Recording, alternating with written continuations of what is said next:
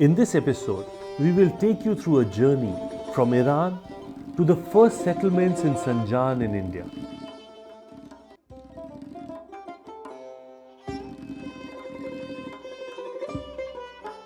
In the Threads of Continuity exhibition, the Iran section is one of the most important sections. It included the ancient treasures of the National Museum of Iran, which were lent to India for the first time.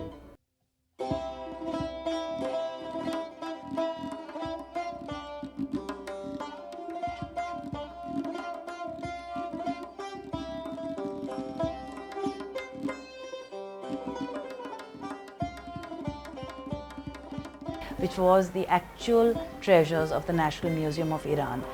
These were accompanied by the treasures of the Khan-o-Hanhar Museum of the Tehran Zatushti Anjuman, and we had the largest statue from the National Museum, the largest statue of Darius, which has on its huge body things written in all the different languages of his empire. We had the tiny mother goddesses. We had a tiny tambourine player. We had some of the really precious things from very ancient times, 2nd millennium BC.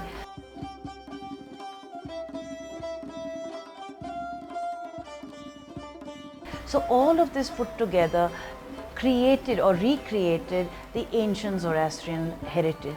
We also purposely had some objects which are still used in Zoroastrian traditions.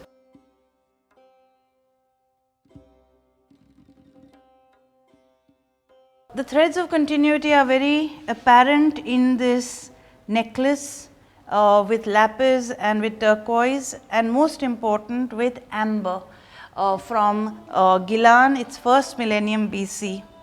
Even till today, amber, which in Persian is called kharuba, kharuba means straw attractor, and it is the foundation of electricity. Even till today, a Parsi baby wears amber bracelets, which you will see later on, because they are believed to have good defensive protective powers, and you will see that even in this necklace. The second thing I would like you to notice is this altar in stucco reliefs from Damagan. What you see in this circlet of pearls is a design you will see in Parsi Gara embroidery even till today.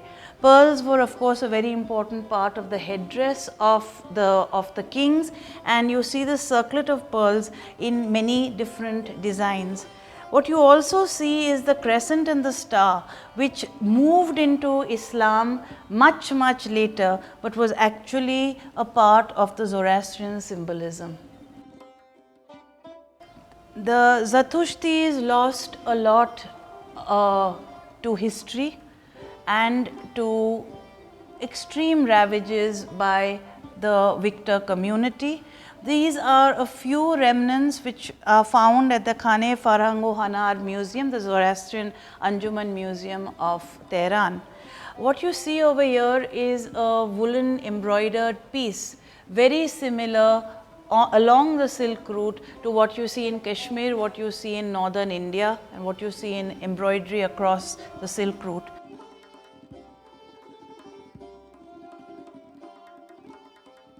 You see that most of the silver and things were taken away. This is interesting because just as we have an offering of any fruit after our prayers, this is a melon scoop, and you scooped out melon and offered it on this tray after prayers. So this melon scoop and this tray is unusual to the Parsi context, but very common in the Iranian context. While the Zoroastrians lost their empire, there is a continuum of lifestyle and culture between Iran and India, which you will examine in the next section.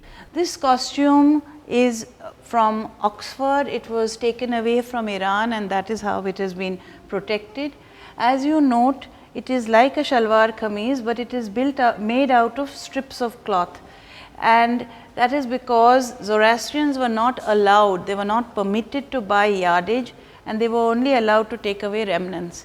Yet the embroidery in this is very, very fine hand embroidery, both in the top and in the bottom, because they hand embroider these strips together, and on the shalwar itself you will see very fine tiny embroidery of motifs which are recreated then in Parsi embroidery.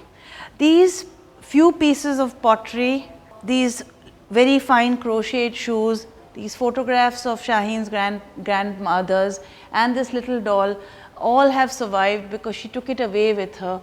A lot which was left in Iran has been destroyed.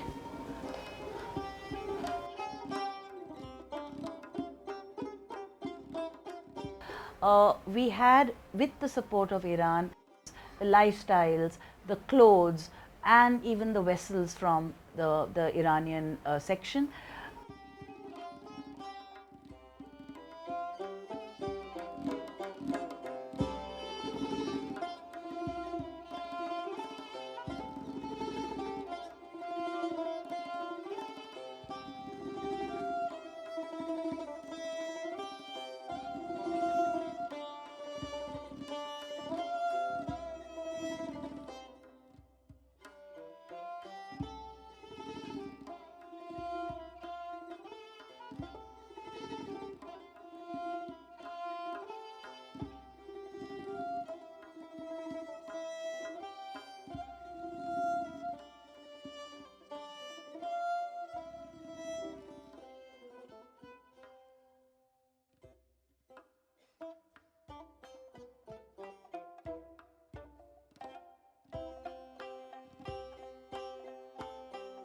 As we moved into the sections which linked India and Iran, we brought in a very special object, two objects from Afghanistan. Balkh, Afghanistan is actually the home of Zarathustra himself, and you know that right now it is under tremendous attack and pressure, but we managed through one of our contacts in Afghanistan to bring an actual celebration of Nowruz in embroidery, and that we displayed with great joy and pleasure.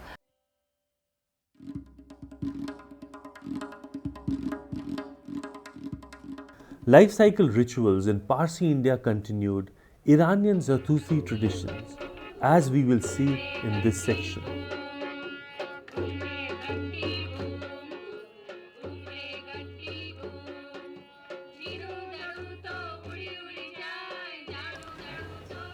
Amber, as I said, is sacred in the Zoroastrian tradition even till today.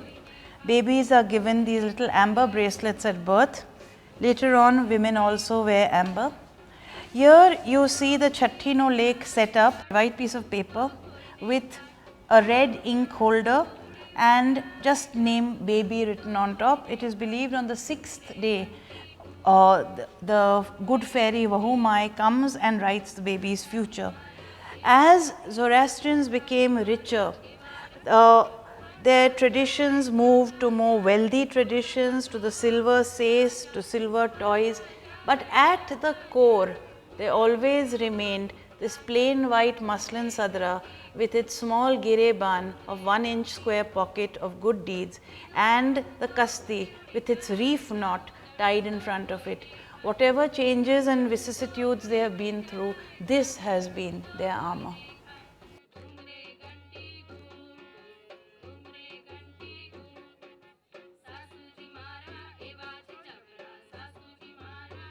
As the China trade increased and the Parsis of India grew richer, the green sugar cone of Iran translated into a silver sais.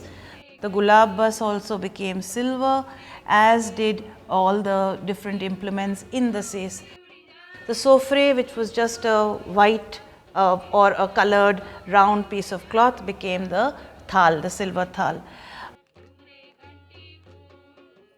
Acculturation can be seen in that this the gulab bus of course remained the same, but the suparo was no longer full of sugar, it just had sugar batasa at the bottom. The fish remains from the times of Iran, but you have a little coconut added in from the Indian context, and instead of white and green, which were the colors of purity and the faith in Iran, we adopted red from the Hindu tradition. So while the wedding sari remained white, the engagement or Adarni sari became a red sari, following the Hindu tradition of India as an auspicious color, and we adapted ourselves to wearing the red bangles which you see on this marriage sais. Towards the end of life, you see this what is called a widow's sari. It's a lahi, which is a very fine satin sari with little matchbox points of wax, and you see prayer beads, which again along with the coral also contain amber. So from birth to death, amber plays a role in our lives. The continuity of craft can not only be seen in the weaving of sacred thread or kasti, but also in the traditions.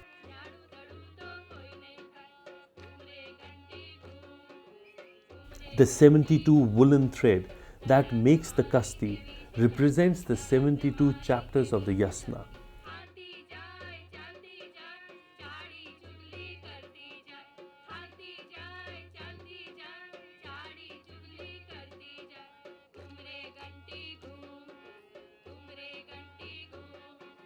Women not only made the sacred thread in India, but kept alive several traditions. The Iranian Mushkil Gusha or the woodcutter's myth became Mushkil Asan, which is performed every Friday even today. The lime used in Iran transformed under Indian influence into the chalk or rangoli patterns found outside every Parsi household.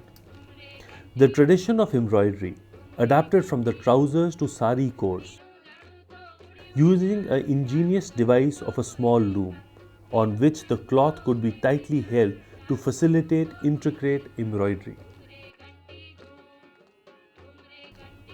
In the third and the concluding episode, we will explore the story of the people from Fars or Pars who came to be known as the Parsis of India and carried the fire of Zoroastrianism to Gujarat, which became their adopted homeland and where the fire flourished once again.